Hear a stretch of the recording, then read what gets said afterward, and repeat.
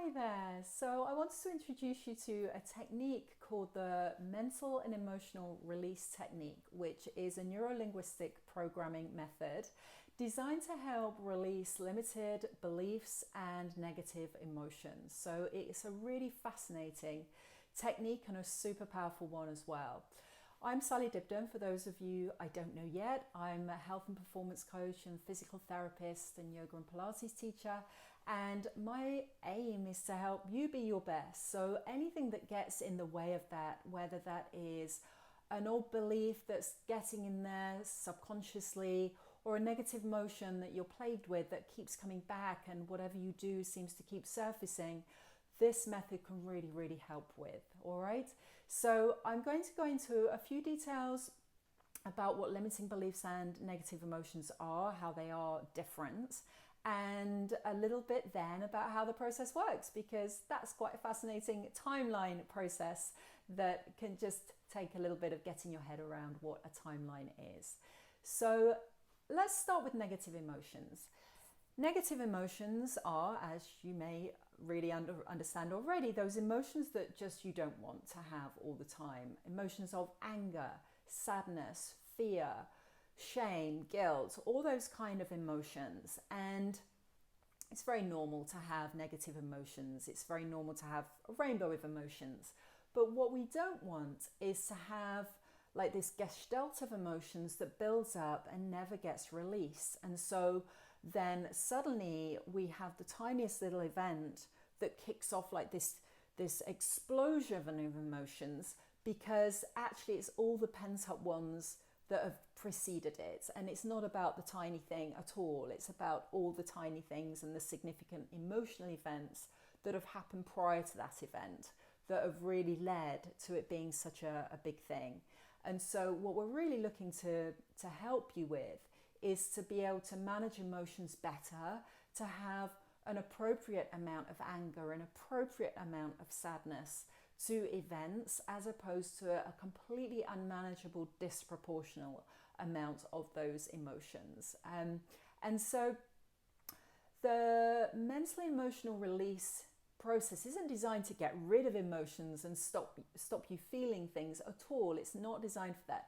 It's really designed to clear the ones that are really, I'd probably say, a bit dysfunctional and getting in your way. All right, and the process works in that it clears them in a very methodical way. So we can't just clear anger and then leave you in sadness, for example. We very much go through a process of the 4 primary ones and then any other necessary ones alongside there. So that's kind of a little bit about what negative emotions are. Limiting beliefs are more like the beliefs that you can almost imagine a 7-year-old having. Most of our beliefs, our core beliefs, are formed before the age of about 7. Some go on into more like age 12, but the primary ones are often before those early years. And so things like it's not fair, I have to work really hard, or people don't like me, or those kind of beliefs you can almost imagine a 7-year-old saying, as opposed to a belief something like, oh, it's really hard to market my business. You're not going to have a 7-year-old say that, because they know nothing about marketing and they know nothing about your business, okay? Or things like, oh, I'm going to be crippled with this disc pain for my life. They're not going to say that, yes, because they don't know about discs. They don't probably know about chronic pain unless they're quite unfortunate with a congenital condition. So they're not likely to say those things. But what they may say are things like, or may sense, say if it's about the health thing, if they've grown up in a family where a lot of people have had pain, is life is really hard. Life is painful. Life is difficult. So it can take quite a lot of digging to get to the bottom of people's true limiting beliefs. And part of the process is, and I'll explain that a little bit more in a moment, is we'll go back to the root cause. And so if you're going back to the root cause and you're asking about how old you were, and the person says around age 25, you're probably thinking, well, that's probably not the core limiting belief. It's not to say it's not a limiting belief, but it's probably not the core limiting belief. And when we work with this process, the first part of the process is the digging work to understand what negative emotions are going on, what limiting beliefs are going on, and to identify then the core ones that need the work, all right? And some of this is done consciously. So if someone was to go through this process with me, I would send them a questionnaire to help with some of this digging work. Then the next stage is that when we got on the call together, we would make sure we'd identified what limiting beliefs were going to be worked on, or whether it was a negative emotions session, or whether we were piecing it together and doing both of those.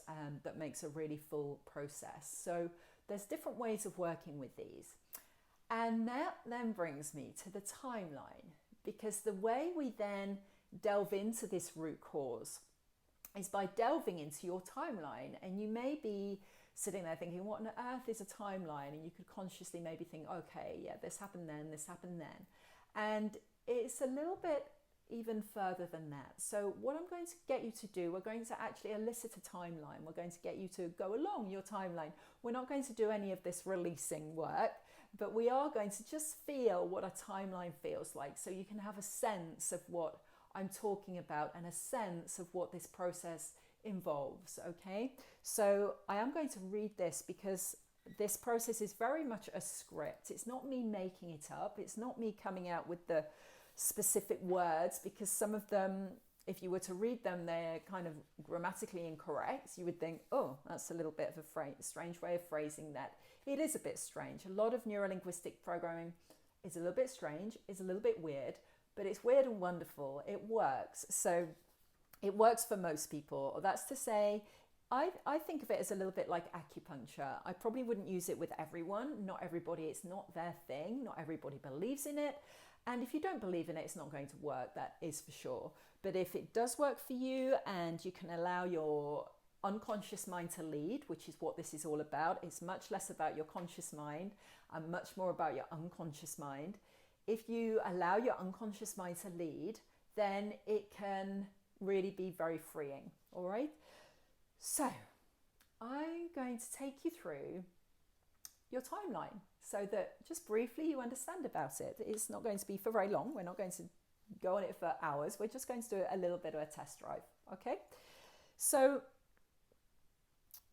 if I were to ask your unconscious mind where your past is and where your future is, I have an idea that you might say it's from right to left, or from front to back, or up or down, or in some direction from you in relation to your body. And it's not your conscious concept I'm interested in, it's your unconscious. So if I were to ask your unconscious mind, where's your past, to what direction would you point? And your future, what direction would you point if I asked your unconscious mind, where's your future?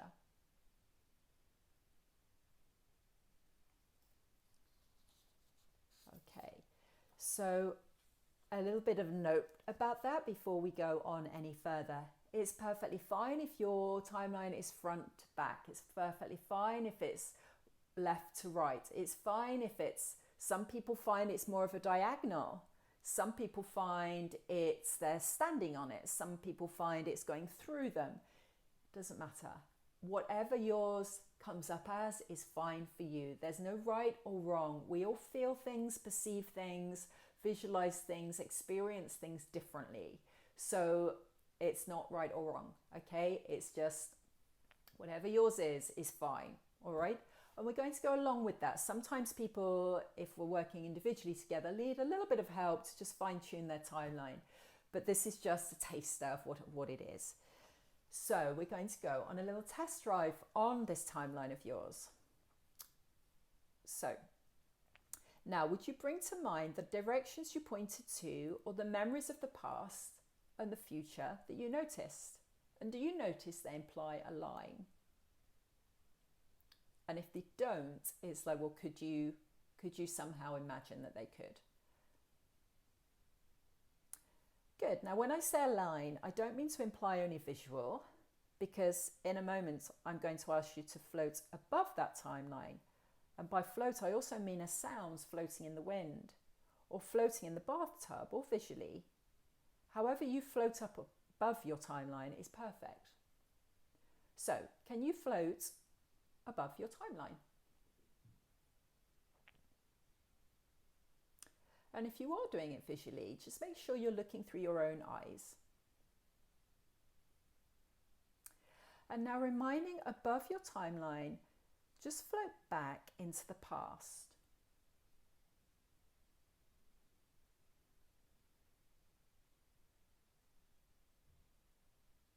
Good. Now float back towards now and stop there. Good.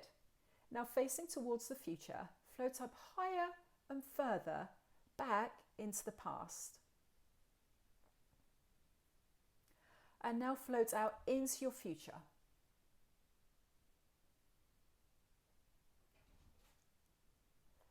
And now float up higher, float up so high that your timeline seems like 1 inch long.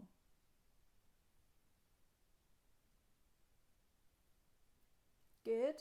And now float back to now and float down into now and come back into the room.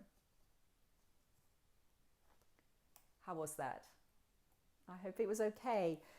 That's the difference of doing it as a group like this or individually. There's different ways of experiencing that. So that really was just a bit of a test drive of you going along your timeline and experiencing it and allowing more your subconscious, your unconscious to drive you as opposed to it being a very conscious driving experience. Okay? It's weird, it's strange, some people find, but just going with it for now, just so that you understand what the process is and how it works. I'm going to finish with one last thing that just delves a little bit deeper into how we take this timeline and use it to help to release these limiting beliefs or negative emotions. And the way it works is that we go into your timeline and we go into the past as far as we need to. Now the beauty is that you don't need to be telling me what's gone on. It doesn't need to be traumatic. You sometimes don't even know. You sometimes just get a feeling. Some people do get the vision of whatever it was that went on. And the other thing, really intriguing thing, is that it can be before, during, or after your birth. So if you're processing that, it's like before my birth, well, how does that work? During my birth, how does that work? And after my birth. So after your birth is perhaps more obvious and you would know what age that was. During your birth, it can be even in the womb, so you might know what age of conception that was, or what age in the womb it was, should I say. And it can even be in what we describe a past life or genealogically. Now, the trick here is not to overthink it, but some people, if I introduce this during the process, and I haven't done this introductory video with them, would kind of just be a bit stopped in their tracks as to what that's all about. Hence why I like to have an introduction, so that's not a surprise to you. And again, it sounds quite weird to think of genealogically and how that can impact us now, and in a past life it's like, well, how does that work? And we're not really getting into religion and beliefs about past lives and things, but for the purpose of this process, it is helpful to just go with the flow and go with what your unconscious mind allows you to go to. So the questioning is very simple. It's takes you to something like, it says, what is the root cause of this problem? The first event which, when disconnected, will cause the problem to disappear. If you were to know, was it before, during, and after your birth? So that's really as simple as it is. And it's just allowing your unconscious mind to find that timing. So then from there, you would go on to release each limiting belief or each negative emotion. You choose either or you can piece them together into a longer session. And you can have remarkable results. So everyone has different results. It depends sometimes the frame of mind you come to the process in. I personally am quite a skeptic with these things. I don't believe them until they're proven otherwise. So I personally came in with a very skeptical mind, and although my beliefs reduced, they didn't disappear. And the second time I did it, it was amazing. It did disappear.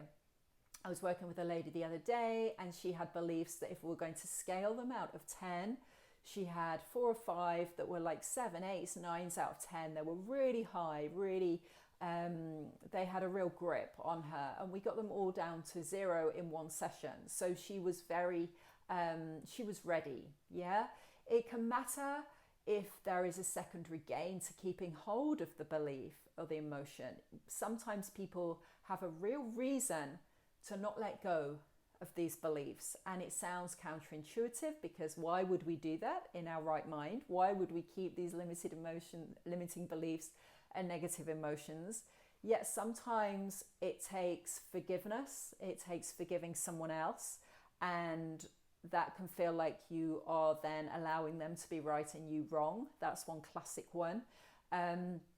It can sometimes mean that you no longer have any excuses to get in your own way, and you have to step up to be visible, to do what you want to do, but have held yourself back because of reason number A, or letter A, B, or C, and there's no longer anything getting in your way. So there can be lots of kind of subconscious secondary gains to holding on, and that is sometimes worth looking at, and that is in part of the questioning as well. Prior to coming into one of these sessions, I do help you just check out whether there would be any secondary gain to holding on to these beliefs and emotions.